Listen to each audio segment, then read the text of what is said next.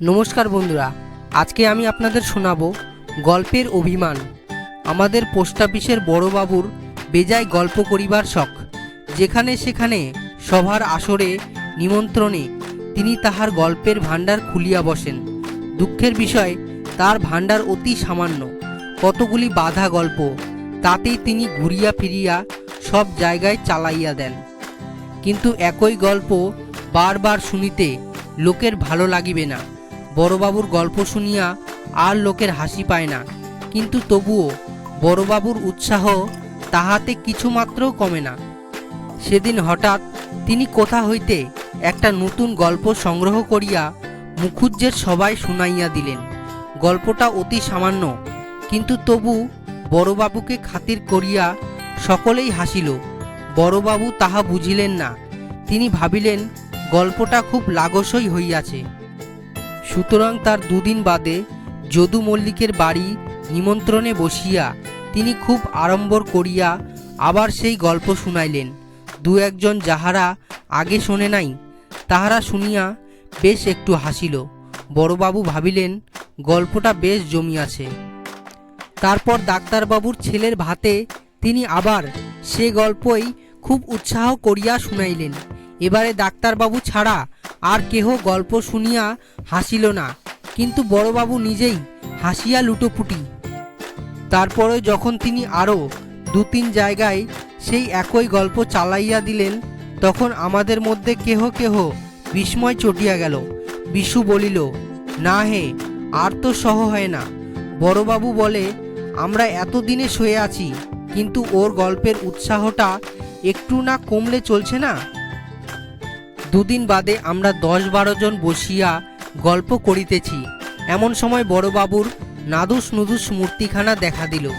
আমরা বলিলাম, আজ খবরদার, ওর গল্প শুনে কেউ হাসতে পারবে না, দেখি উনি কি করেন।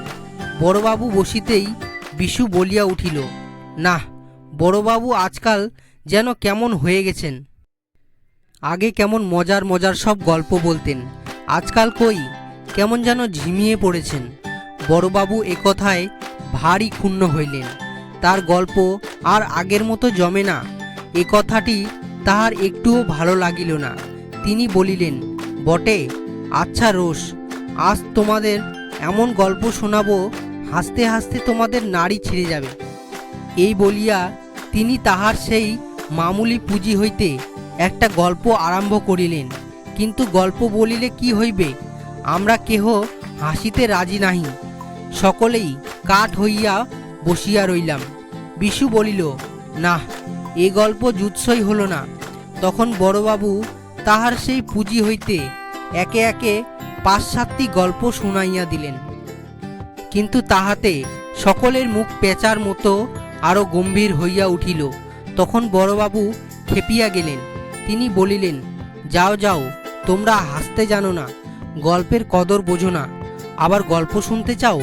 এই গল্প শুনে সেদিন ইন্সপেক্টর সাহেব পর্যন্ত হেসে গড়াগড়ি। তোমরা এসব বুঝবে কি?